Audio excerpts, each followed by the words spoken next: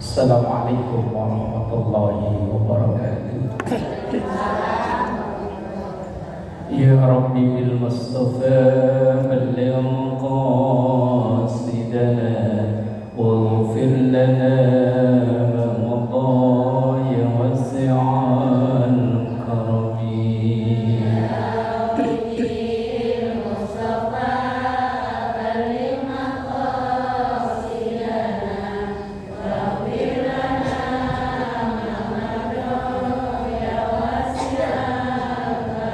Astaghfirullah min qawlin bila amalin laqad nasabtu bihi naslan lidhi uqmi.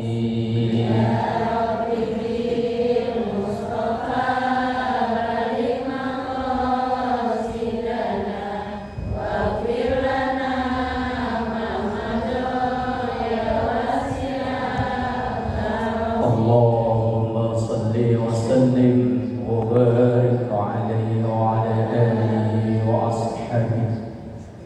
Alhamdulillahi wahdah.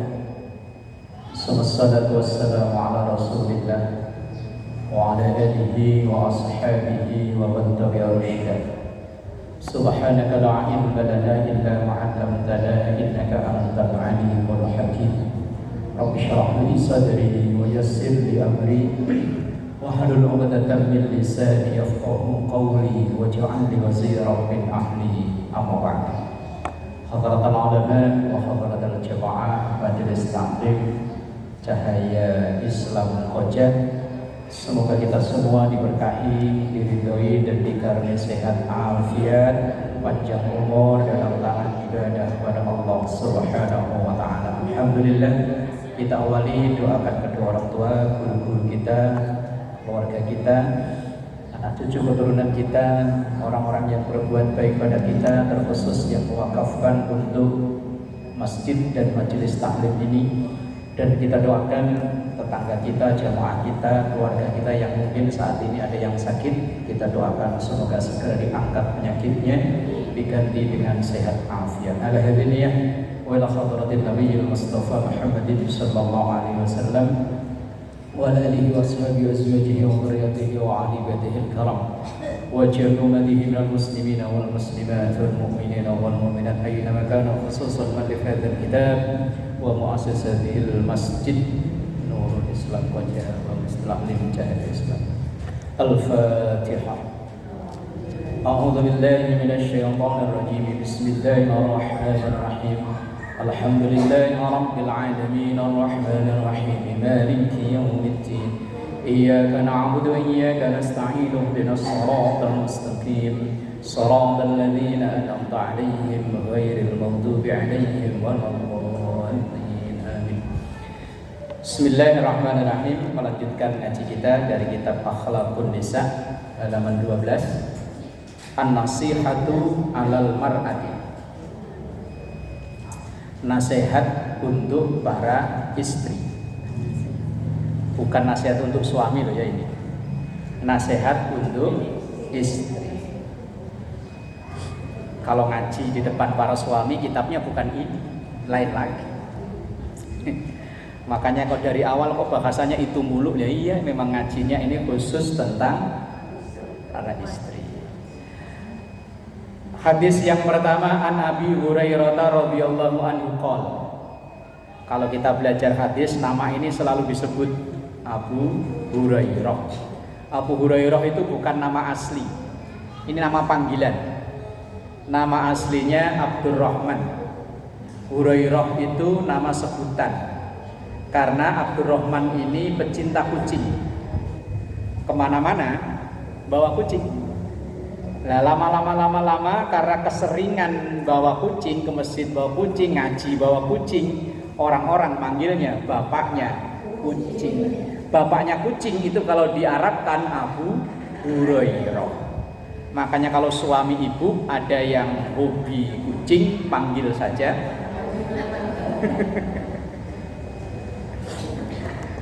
Abu Hurairah itu sahabat yang paling banyak meriwayatkan hadis.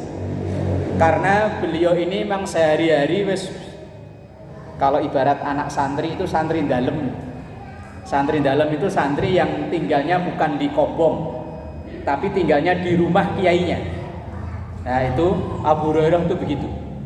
Makanya kemana-mana ya harus ngikutin Rasulullah aja. Makanya beliau banyak meriwayatkan apa yang disampaikan oleh Rasulullah atau yang dikerjakan oleh Rasulullah. Qala, ia berkata, anna Rasulullah sallallahu alaihi wasallam, sesungguhnya Rasulullah sallallahu alaihi wasallam qala, bersabda.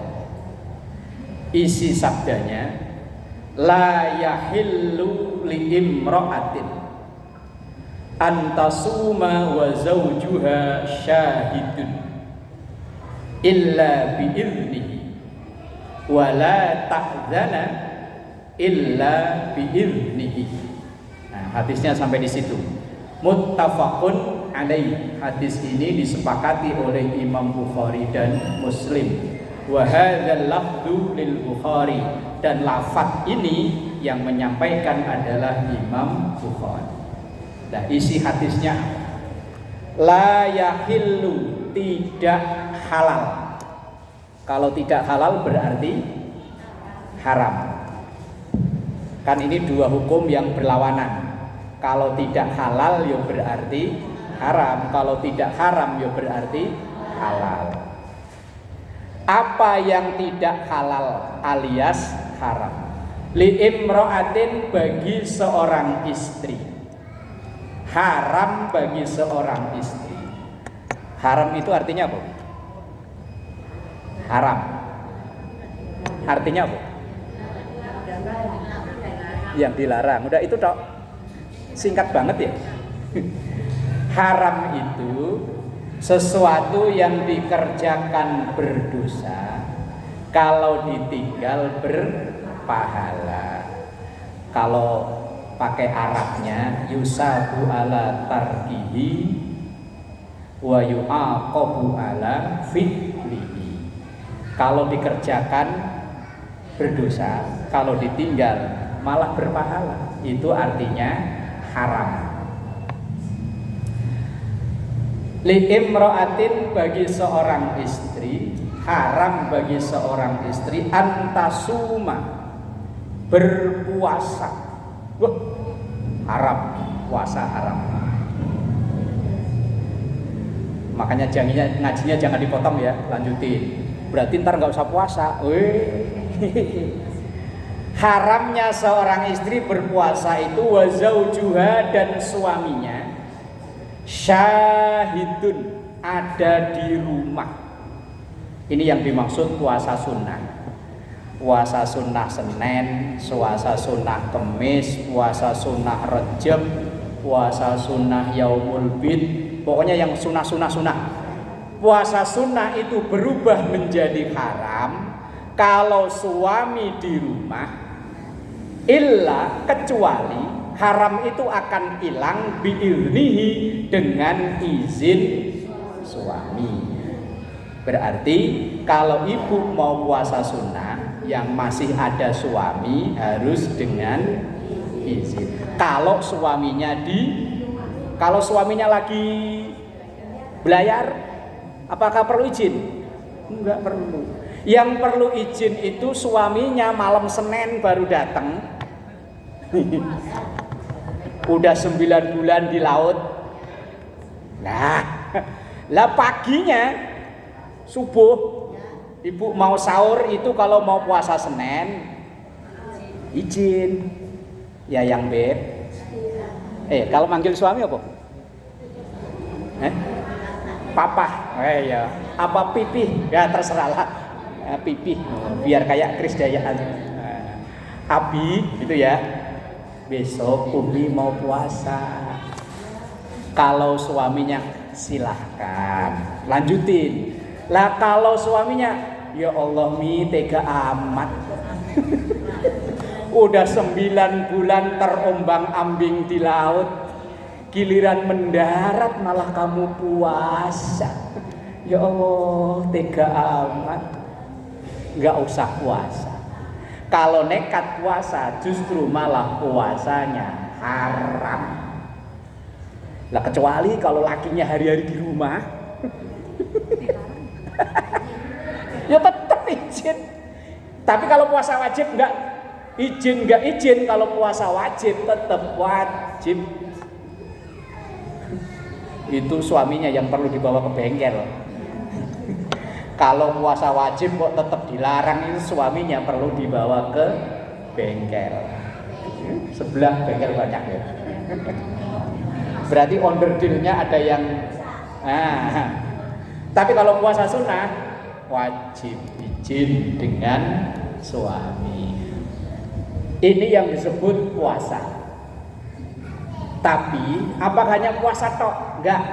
Semua ibadah sunnah kalau memang suami tidak mengizinkan, lebih baik turuti atau ya wis kata suami.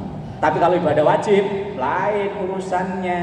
Karena ada hadis la ta'ata li makhluqin fi maksiatil khaliq. Kita enggak boleh taat walaupun kepada suami kalau suaminya nyuruh maksiat. Ninggalin puasa wajib, ninggalin sholat wajib itu termasuk atau misalnya sekarang ini kan lagi musim judi online. Moga-moga selamat semuanya. Ini penyakit paling bahaya, udah banyak korbannya. Ada kasus suami istri polisi. Suami istri polisi, dua-duanya polisi. Kecanduan judi online, rumahnya, mobilnya kejual. Sekarang tinggalnya ngontrak. Polisi loh itu padahal yang katanya penegak hukum.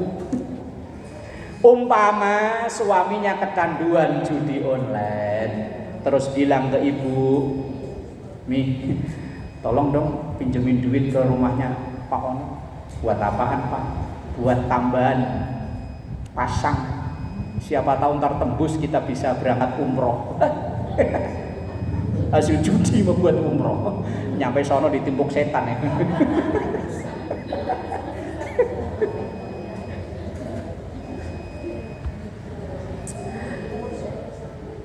Jadi intinya kalau mau ibadah sunnah izin suami. Sampai riwayat, mungkin ibu sering dengar riwayat tidak? Ada pasangan suami istri. Ini di zaman Rasul. Suaminya berangkat perang, jihad perang. Lah kalau sekarang jihadnya ya kerja itu jihad. Kalau jihad zaman dulu ya perang bawa pedang. Kemudian suaminya ini pesan nama istri, kalau memang tidak ada kepentingan yang darurat atau mungkin selama saya pergi nggak usah kemana-mana. Ya, suaminya pergi. Kemudian lain waktu utusan datang dari keluarga si istri, bapaknya sakit. Waalaikumsalam. Oh ada apa Mas? Bu, bapaknya sakit. Aduh, saya sih pengen nengokin bapak saya, cuman suami mesen saya nggak boleh kemana-mana. Dan terus ya udah titip salam aja sama ayah supaya cepat sembuh. Lain hari utusan itu datang lagi, ngabarin bapaknya sakitnya udah parah, napasnya tinggal Senin sama Selasa Rabu libur, Jumat Sabtu Minggu libur.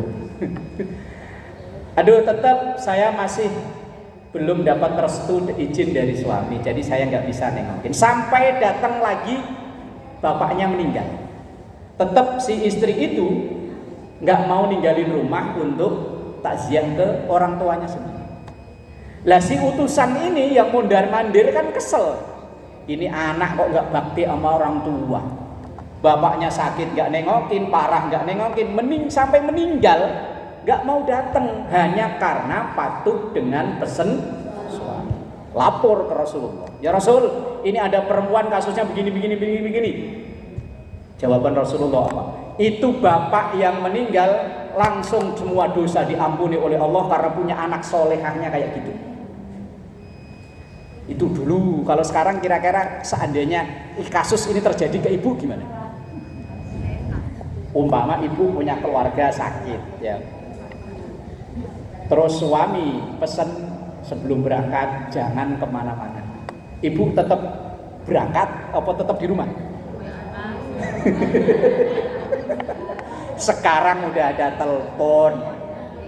Tinggal telepon ke suami, Pak, saya minta izin, ini bapak di kampung sakit, boleh nggak saya diizinin pulang kampung? Lah kan gitu, jangan main kabur. Ada telepon.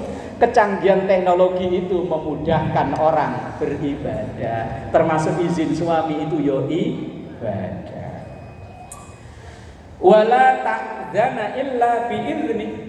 Dan seorang istri tidak boleh mengizinkan orang lain masuk rumah tanpa seizin suami. Jangan sampai suaminya pergi malah istrinya nyanyi. Supir jangan jalan ke tengah. Mampir lakiku nggak di rumah. Bahaya. Kalau ada tamu yang bukan mahram loh ya, bukan muhrim, salah sebut. Muhrim itu orang yang memakai baju ihram, itu namanya muhrim. Kalau mahram itu orang yang haram dinikah. Lah kalau ada yang bukan muhrim datang ke rumah kita, sementara suami nggak ada, ibu tidak diperkenankan mengizinkan orang itu masuk rumah, apalagi sampai nginep. Jangan sampai ada kasus ipar adalah apa udah pernah nonton filmnya belum? Itu kan kayaknya solehah ya, kakak adik baik. Dan itu real, banyak kasus terjadi seperti itu. Banyak rumah tangga hancur gara-gara ada salah satu dari keluarga ikut nimbrung tinggal di rumah itu. Saya berkali-kali dicurhati orang yang rumah tangganya di ujung tanduk gara-gara ada pihak ketiga, dan pihak ketiga itu bukan orang lain, masih keluarga. Sering saya bilang ada orang curhat itu, saya bilang, kamu tinggal dengan siapa? Dengan mertua. Nah itu, orang kalau sudah berumah tangga, semampu-mampunya, sebisa-bisanya misah. Kalau tinggal dengan keluarga istri, maka yang diuntungkan istri. Suami walaupun mertuanya baiknya kayak apa, tetap suaminya itu si malakama. Bener ya? Iya. Saya dulu komitmen sama istri. Begitu nikah, pokoknya kita jangan tinggal di rumah keluarga saya. Saya nggak mau tinggal di rumah keluarga kamu. Biar ngontrak sekamar di atas kayak burung dara, biarin. Yang penting wong namanya udah kendaraan sendiri, mosok masih semampu-mampunya. Karena kalau tinggal dengan mertua, si malakama. Saya ngerasain waktu lahiran anak, istri itu pengen lahiran di rumah ibunya. Saya mau tidur gak enak, mau makan gak enak, mau ngeluyur keluar rumah gak enak. Serba salah ya. Sebaliknya, kalau istri tinggal di rumah saya, istrinya begitu. Mau bangun agak siangan,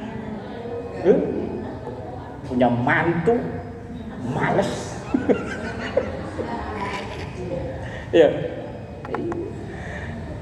Yo kadang yo alasan ekonomi, alasan macam-macam, milih tinggal sama mertua. Kalau memang bisa saling menjaga, aman-aman saja. Tapi kalau enggak, yo aman itu tinggal sendiri. Walaupun dulu saya ngontrak di atas sekamar persis kayak burung dara. Bodoh amat, pokoknya kalau kamu mau jadi istri saya yo resiko. Lah seorang istri wala ta'dzana illa bi'izni.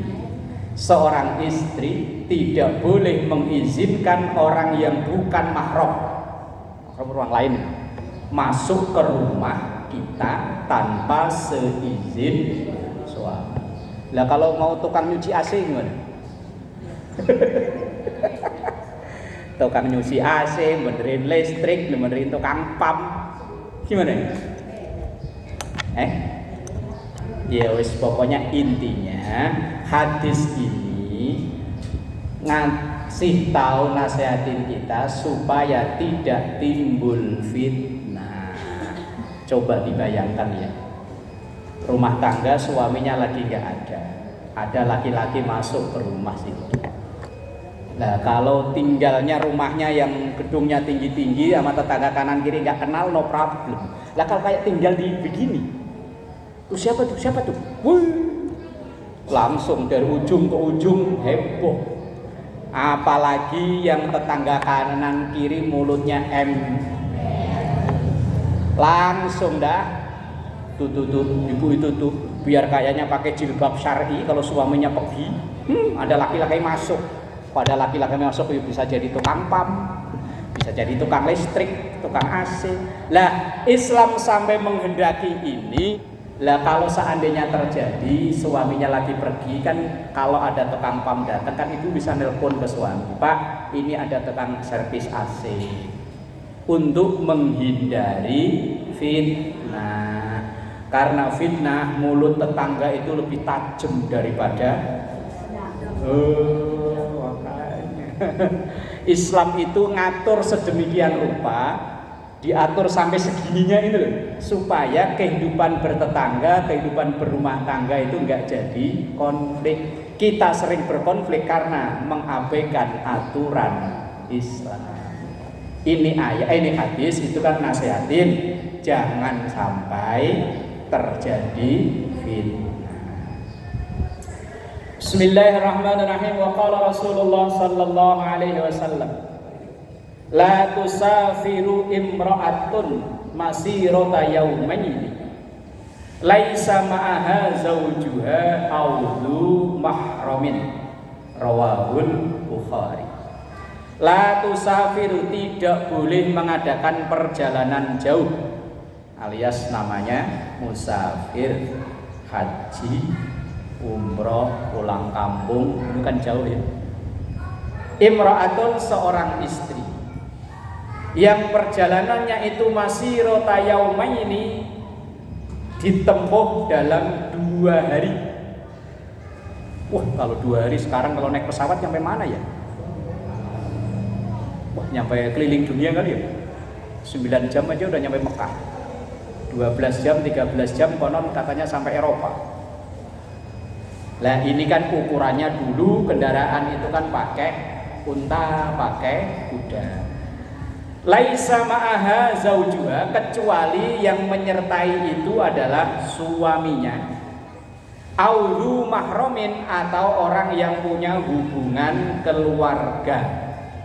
Makanya kalau biasanya orang haji umroh itu sama pihak travel atau pihak pembimbing itu kan disarankan ada mahram yang menemani. Karena perjalanannya itu kan ditempuh pulang pergi paling enggak kan 9 hari, kalau orang haji yang reguler malah 40 hari. Nah itu harus ada mahram, syukur-syukur itu suami sendiri. Satu lagi hadisnya, an Abi Hurairah radhiyallahu anhu anin Nabi sallallahu alaihi wasallam. Periwayatnya masih Abu Hurairah, makanya akan sering kita jumpai nama itu. Lau kuntu amiron ahadan, lau kuntu, seandainya aku amiron itu orang yang menyuruh, memerintahkan, ahadan seseorang, ayas judali ahadin, boleh sujud kepada orang lain. Rasulullah, seandainya saya ini diperbolehkan ada orang sujud dengan sesama orang, maka la amartu al mar'ata an tasjuda li zaujiha, maka akan saya perintahkan seorang istri sujud kepada suaminya. Tapi karena sujud dengan sesama manusia hukumnya haram. Sujud yang diperbolehkan itu ada 4. 1. Sujud sholat yang biasa ibu lakukan. 2. Sujud sahwi. Kita kalau sholat kan sering yuk, badan di atas sajadah tapi pikiran bisa ke pasar lontar, bisa ke pasar situ apa namanya, komplek, ayo kan, Allahu Akbar, waduh capi naik, Allah. Lah, kalau di tengah-tengah lupa. Ini 2 rakaat atau 3 rakaat ya? 2 atau 3? Kayaknya 2. Kayaknya 3 deh. Maka kalau begitu ambil yang 2. Ambil yang sedikit.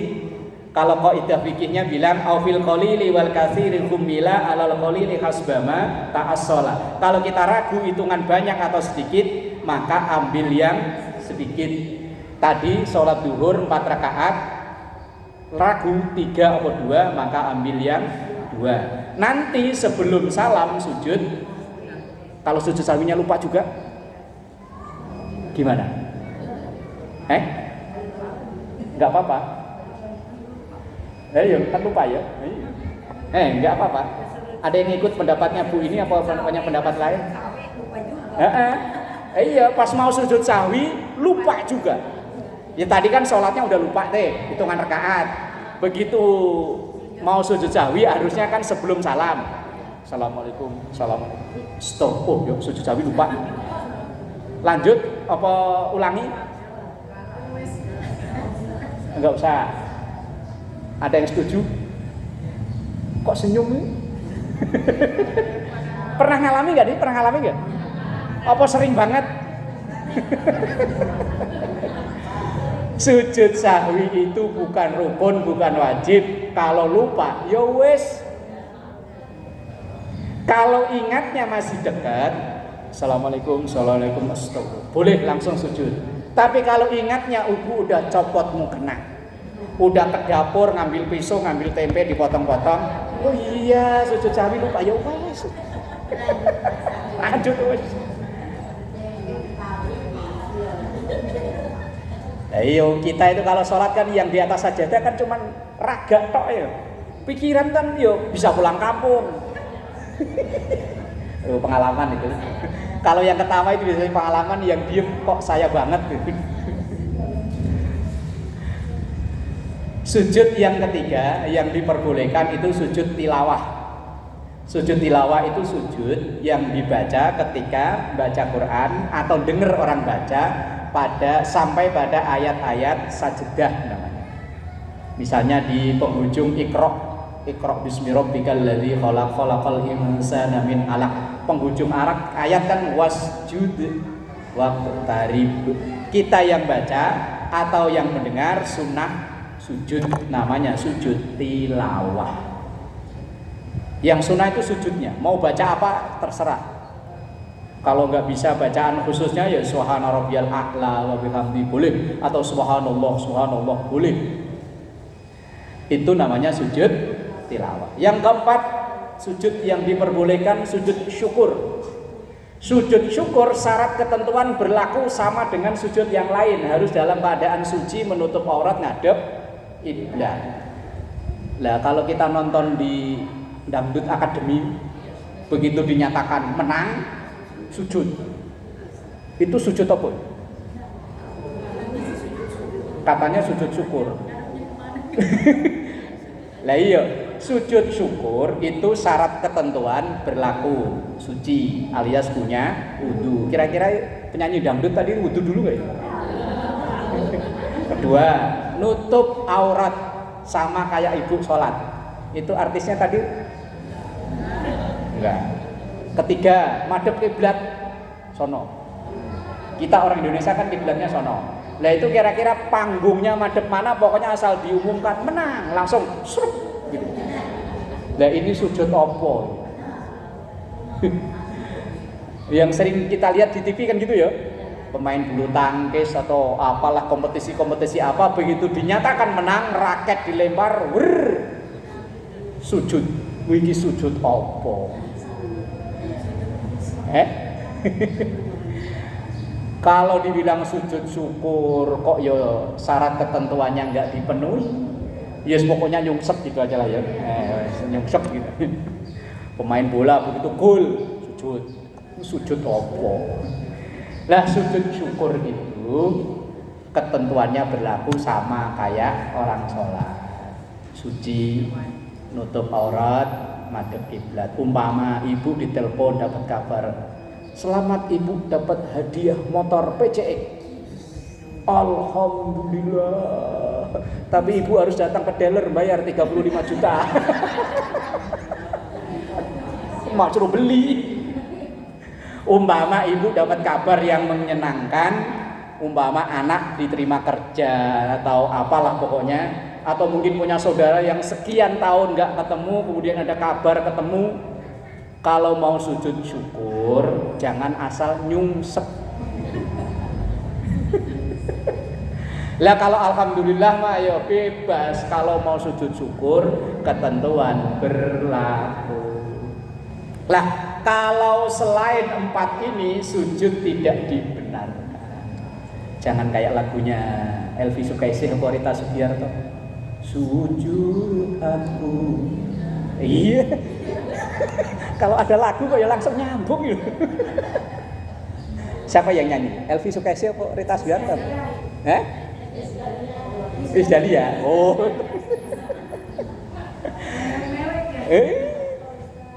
Lah sujud yang dibenarkan itu cuma 4 itu tadi.